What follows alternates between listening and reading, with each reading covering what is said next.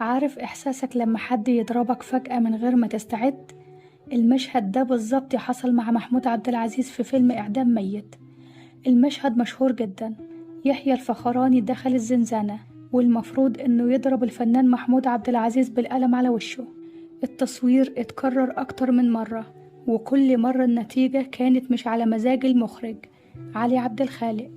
محمود كان عارف كل حركة، كل توقيت، وكل تفصيلة في المشهد، لكنه بعد محاولات كتير فاشلة المخرج اتفق مع يحيى الفخراني سرا من غير ما محمود يعرف، وطلب منه انه يغير خطوات الحركة اللي قبل الصفعة علشان يفاجئ محمود عبد العزيز.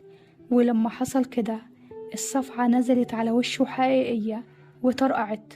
محمود عبد العزيز حكى في لقاء مع محمود سعد إن المشهد ده كسر حاجة جواه، مع إنه بيلعب شخصية مختلفة تماما عن شخصيته، ومع إنه مستعد نفسيا. الألم وجعه جدا، بس مش على وشه لكن في روحه. بعدها زق يحيى الفخراني وجري على غرفته، دخل في نوبة بكاء هستيرية وكأن طفل صغير اتصفع من حد من أهله. القهر والخزي والذل كله مجتمع في لحظة واحدة.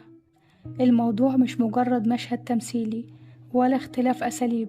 أي تربية بتعتمد على ضرب الطفل أو أي عنف جسدي في أي زمن هتخلف نفس النتيجة: وجع وقهر ومهانة، وده أثره ممكن يفضل معاك طول حياتك.